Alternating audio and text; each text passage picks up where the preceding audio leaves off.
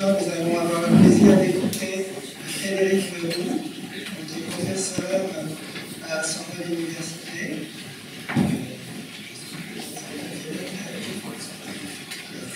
À Grenoble. Voilà, c'est un spécialiste de la dynamique topologique sur les surfaces. Et le titre de son exposé est Tourner autour du tour.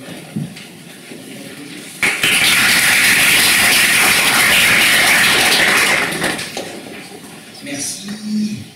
Donc cet après-midi, on vous a raconté plein de trucs très très importants, par des gens géniaux. Le Poincaré a inventé les systèmes dynamiques, le théorème de Kirchhoff, dont a parlé Élise, des spirales de systèmes dynamiques, ça c'est vraiment important. Moi je vais vous raconter des trucs pas importants. Ce que je voudrais essayer de vous montrer, c'est à quoi ça peut ressembler un petit morceau de maths ordinaire, fait par quelques dizaines de mathématiciens et mathématiciennes ordinaires en ce moment. Donc le fil conducteur de l'exposé, ça va être deux systèmes dynamiques. Et on va commencer juste des animations. Ensuite, voilà le premier système dynamique. Donc vous voyez que ça se passe sur un tore, la surface en forme de bouée. Il y a beaucoup de tores cet après-midi, ça en a déjà parlé. Et on déforme le tore. Alors vous voyez qu'il y a des cercles comme ça qui tournent. Vous pouvez remarquer que les points là, devant nous, ils descendent, mais si on va faire le tour du tore pour aller voir de l'autre côté, on voit qu'il y a des points qui montent.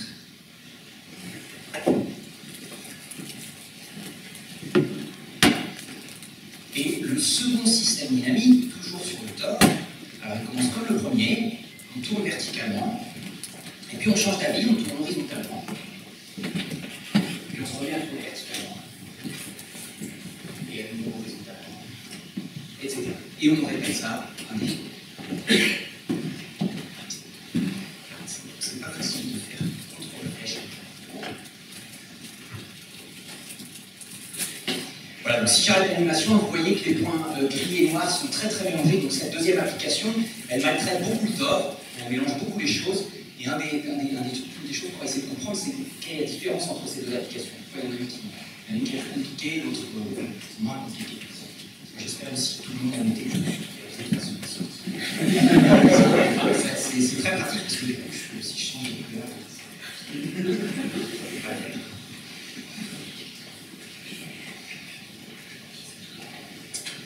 donc, le tore, Élise vous a expliqué comment on pouvait faire un tore avec un carré. Donc un tore, c'est juste un carré, on a recollé des côtés. Donc c'est un carré, on peut sortir par la gauche, réapparaître à droite, et sortir en haut, réapparaître en bas.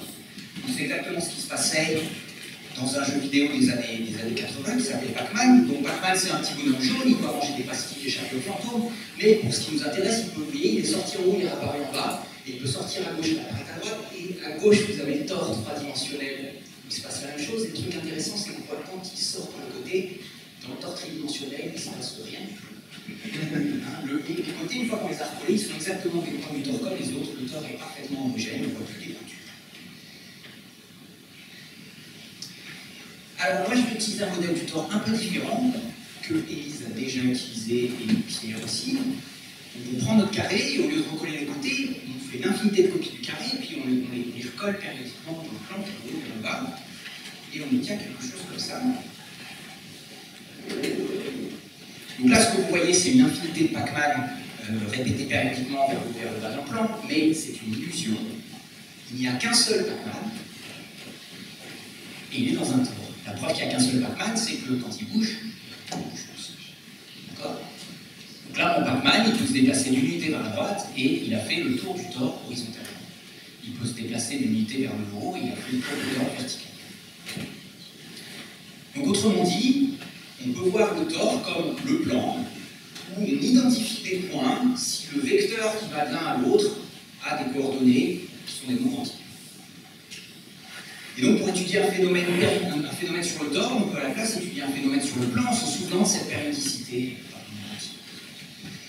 Donc on va revisiter nos systèmes dynamiques dans ce modèle-là. Donc le premier, voilà ce qui devient dans ce modèle plan. D'accord ? par une formule très simple. Hein, j'ai pris cette formule que j'ai rentrée dans l'ordinateur. Donc, t, c'est le temps d'animation, et un point xy, au temps t, il est envoyé sur le point x, y plus t fois sinus de px. Donc, vous voyez que la coordonnée x ne bouge pas, ce qui signifie que les droites verticales sont invariantes. Et sur chaque droite verticale, on a une translation à vitesse constante. La vitesse est donnée par ce sinus de px, donc elle dépend de la droite. Il y a des droites qui sont fixes, d'autres qui sont translées vers le haut, vers le bas, des vitesses différentes. Et la transformation qui nous intéresse, nous, c'est le temps 1 de ce flow, phi indice 1. Donc, y de x, y plus sinus de x. On veut itérer cette application. Donc, on prend un point xy, et on veut faire f, f, f, f, encore un devoir. Et qu'est-ce qui se passe quand on fait ça? Ça fait juste f de xy, tout simplement parce que répéter n fois une translation, c'est jamais que translater un vecteur n fois plus tard. Et donc, on a une formule explicite pour ça. Et donc, on peut tout dire sur ce système. Il n'y a aucun mystère. On peut calculer les points fixes, on pourrait trouver les orbites périodiques avec une approximation aussi bonne qu'on veut, etc. Alors attention, les points fixes, il faut se souvenir qu'on est dans le tort. Alors, par exemple, si vous mettez x égale 1 quart, le sinus il devient égal à 1, donc le point xy, pour x égale 1 quart, il monte une unité dans le plan. Dans le tort, il fait un tour complet verticalement, il revient à sa place. C'est un point fixe. Ce qui fait un tour dans le sens vertical. Alors, le second système dynamique, on a utilisé le flot vertical, mais aussi le flot horizontal, qui est exactement le même en inversant les rôles de x et y. Ok. Donc, l'application qu'on veut itérer maintenant, c'est on fait une fois le flot vertical, phi1, et puis ensuite psi1, flot horizontal. Donc, c'est psi1 rond phi1. Et quand on veut l'itérer n fois, et ben ça fait psi1 rond phi1, rond psi1, rond phi1, rond psi1, rond phi1, rond psi1, rond phi1, n fois. Et il n'y a pas moyen de simplifier cette formule. Et du coup, je ne sais pas, ça devient beaucoup plus compliqué de dire quelque chose sur ce système, ce deuxième système dynamique. On va voir qu'on arrive à dire des choses, mais il faut plus se fatiguer. C'est très difficile de dire si un point xy est périodique, ou même de prédire son destin. Si vous me donnez les coordonnées explicites d'un point xy dans le plan, je ne saurais pas vous dire asymptotiquement s'il va monter indéfiniment, aller vers la gauche, vers la droite, aller en bas. Est-ce qu'il va avoir un hauteur relevée, etc. C'est très compliqué. Donc, pour étudier ce deuxième système dynamique, le calcul ne suffit pas, il faut d'autres outils. Et comme on est mathématiciens géniaux, on a des outils qui ont été inventés par d'autres mathématiciens géniaux. Donc, on a un truc qui s'appelle l'ensemble de rotation. Donc l'ensemble de rotation, ça a été inventé en 1989 par Michal Mizurevich et Kristina Zimian. Ça dit la chose suivante: vous prenez une transformation du plan qui provient d'une déformation continue du tore. C'est un peu vague, ça veut dire essentiellement un des exemples que j'ai avant, par exemple, ou n'importe quoi construit de la même façon. Si vous voulez le vrai terme technique, je l'ai mis là parce qu'on a du mal à dire des choses vagues et floues. Le vrai interprétateur, c'est la mémorphine du plan commutant aux translations entières. Commuter aux translations entières, c'est qu'on se souvient qu'en fait ça provient d'un tore. Mais peu importe. Une transformation du plan provient d'une déformation continue du tore. Et alors, Mizurevich et Zimian, ils nous disent qu'on peut définir un ensemble de rotation de la façon suivante. Donc on prend un carré de côté au moins 1, j'ai pris moins 1,5 au carré par exemple, et puis on itère n fois la transformation, on itère n fois ce carré pour la transformation. On calcule l'image par la transformation de ce carré, et puis on répète à une fois, etc. On obtient une certaine partie du plan.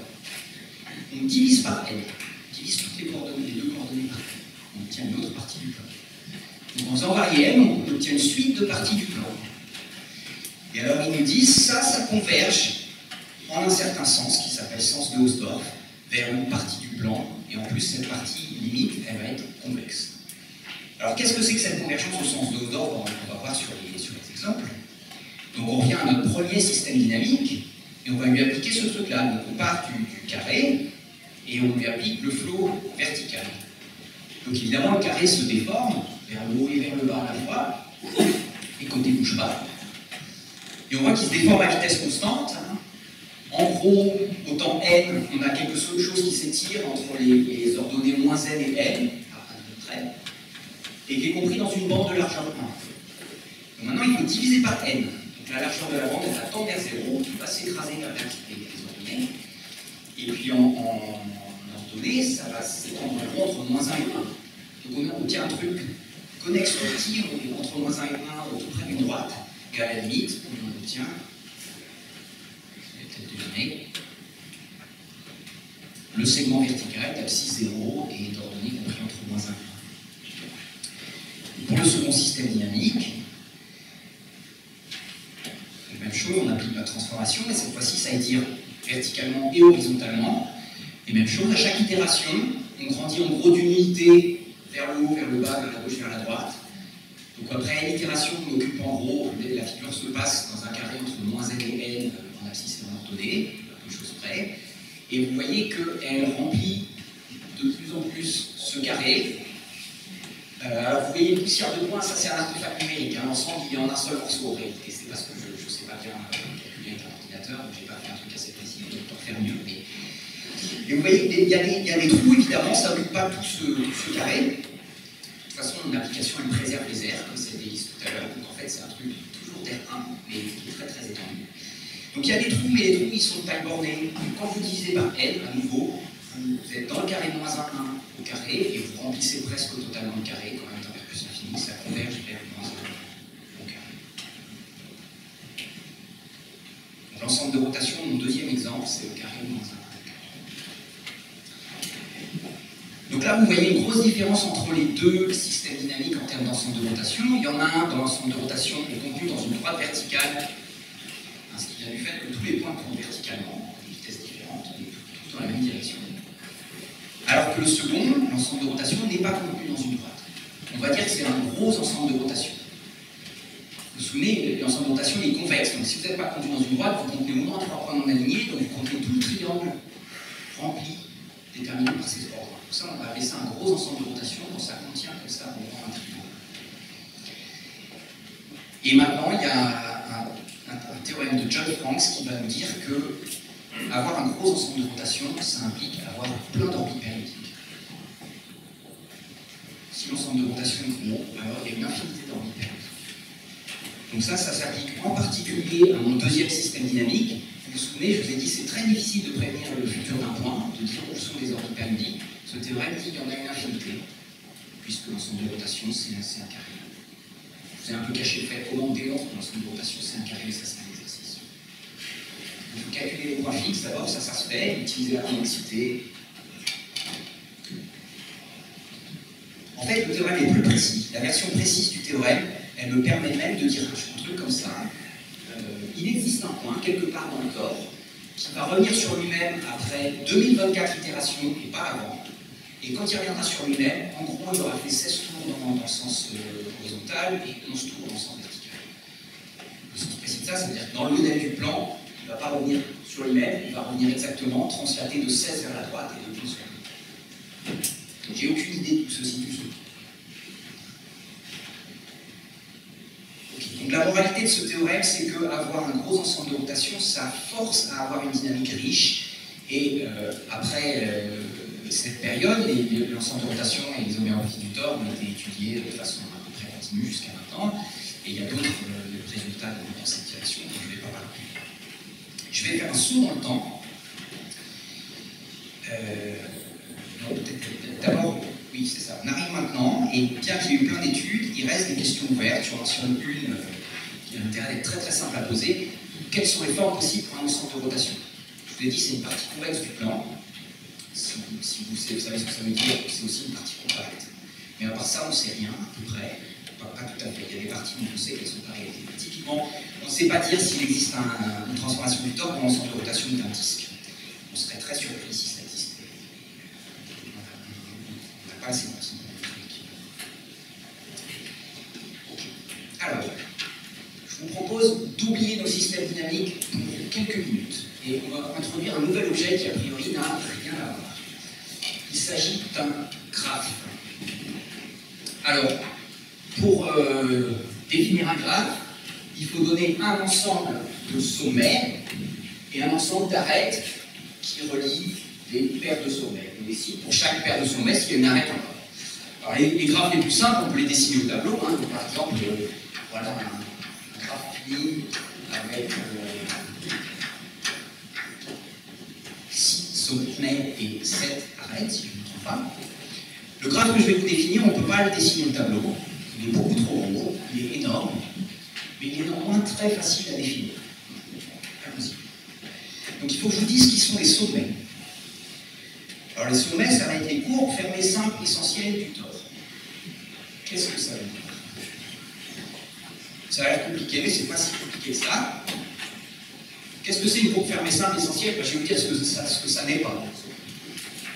Voici une courbe qui n'est pas fermée, parce qu'on n'a pas rattaché deux extrémités. Ça, c'est pas bon. Voici une courbe fermée qui n'est pas simple, parce qu'il y a un point double ici. Et puis maintenant, ça c'est le tore, et voici une courbe fermée simple. Ça c'est une courbe fermée simple. Une courbe fermée simple, c'est juste un cercle éventuellement déformé. Mais celui-là, il n'est pas essentiel parce qu'il porte un disque ici. Il ne fait pas le tour de la topologie du tore. Dans mon modèle du plan, ça serait aussi une courbe fermée simple. Donc ça, c'est pas bon. Ce qui est bon, c'est par exemple un cercle horizontal, comme celui-là. Il fait le tour du tore dans le sens horizontal.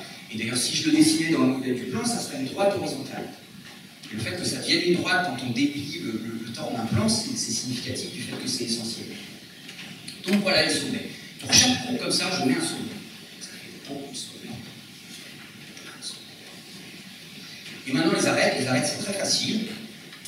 Si j'ai deux sommets alpha et bêta, en fait c'est des courbes. Je regarde dans le tore comment elles se rencontrent. S'il y a 0 ou moins de point d'intersection, je mets une arête. S'il y a plus de points d'intersection, s'il y en a 2 ou plus, je ne mets pas l'arête. Voilà. C'est un graphe. Donc, quand on a un objet comme ça, le premier réflexe, c'est de dire c'est OK, bon, il y a un graphe, mais c'est tellement énorme, on ne va rien voir. Ce graphe n'a probablement aucune propriété intéressante. Et ce n'est pas le cas. Il se trouve que ce graphe a des propriétés extraordinaires. Ok, donc je vais donner des exemples parce que c'est quand même un peu abstrait ce graphe-là. Hein, on va. Je vais dessiner des petits bouts du graphe. Donc voilà.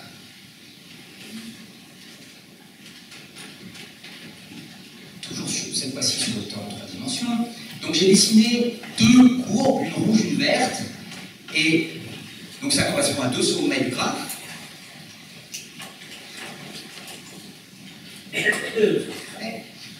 Donc un sommet qui correspond à la courbe rouge, un sommet qui correspond à la courbe verte, et elles se rencontrent en un point, donc il y a une arête. Maintenant je déforme un peu mon cercle rouge. J'ai une nouvelle courbe rouge qui rencontre toujours la courbe verte en un seul point. Donc à nouveau, j'ai une arête. Par contre, elle rencontre la première courbe rouge en deux. On a un nouveau sommet de graphe. Plein de sommets. Alors où est-ce qu'ils sont? Est-ce qu'ils voyagent tous? On est en train de se balader dans le graphe, mais où ça? Et bien vous pouvez voir que comme on déforme les choses seulement verticalement, toutes ces courbes rouges, bien qu'elles soient très tordues, elles ont toutes un unique point d'intersection avec ma courbe verte. Donc en fait, elles sont pas loin là. Elles sont toutes ici. Je suis juste en train, en quelque sorte, de tourner autour de la courbe verte. Elles sont toutes à distance 2 de la courbe rouge de départ. Donc c'est pas un grand voyage, c'est juste une petite promenade dans le quartier.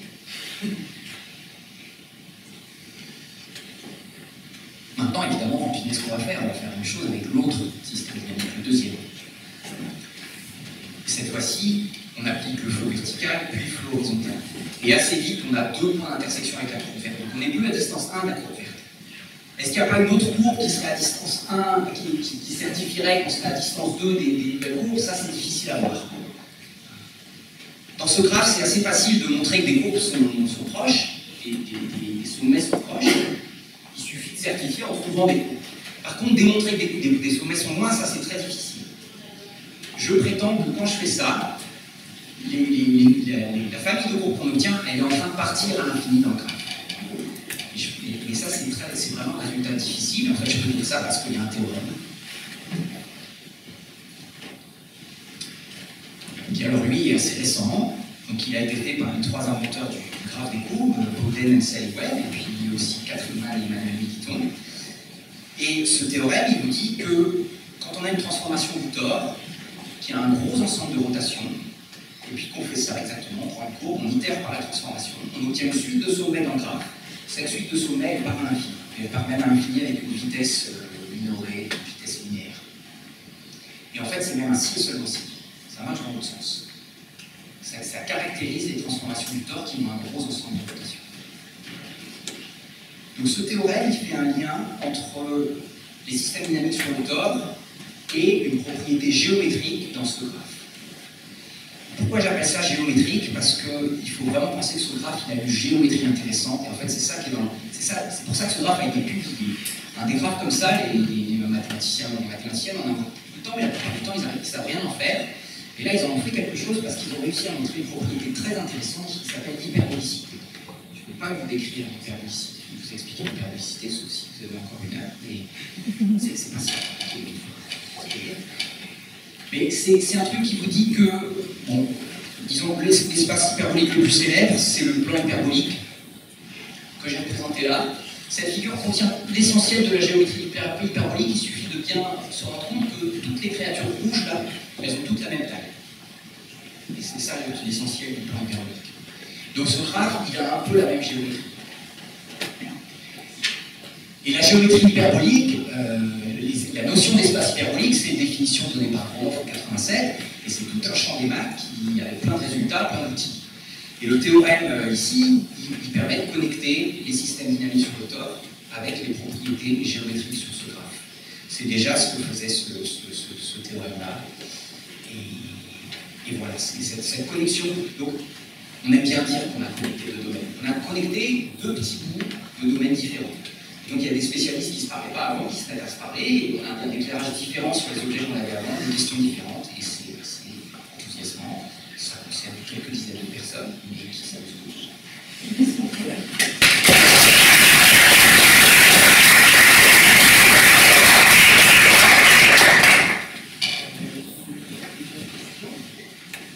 Oui, une question.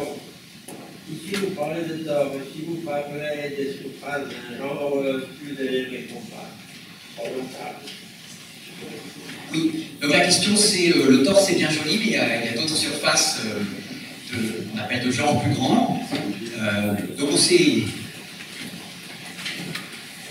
Donc il y a les surfaces de genre moins grand, c'est la sphère. Donc la sphère, on ne sait à peu près rien dire pour l'instant. Mais par contre, quand on augmente le nombre de trous de la bouée, comme ici, une surface de genre 2, là essentiellement les choses marchent aussi. Simplement, décrire l'ensemble de rotation là-dedans, c'est plus compliqué, c'est pas très clair quelle est la bonne notion, c'est encore en cours d'élaboration. D'ailleurs, ce point de vue a suscité des nouvelles définitions dans ce que pourrait être l'ensemble de rotation, mais il y a aussi une caractérisation, il y a aussi un graphe. Il est même un peu plus simple, on met une arête, on est sur 10 joints. Pourquoi j'ai dit 10 joints ou égal à 1 dans le intersection? Parce qu'on fait un graphe connexe. Donc ça marche très bien sur la surface de genre plus grand, il n'y a pas de problème. Et en dimension supérieure? En dimension supérieure, nul ne sait rien faire. La dimension 2 est très riche, particulièrement riche. Mais ça c'est un point intéressant. Vous voyez, le point carré, il étudie le problème des trois corps. Et il fait une grosse erreur. Et sa conclusion, c'est très compliqué. C'était déjà le problème restreint des trois corps. Et après, qu'est-ce qu'il a fait?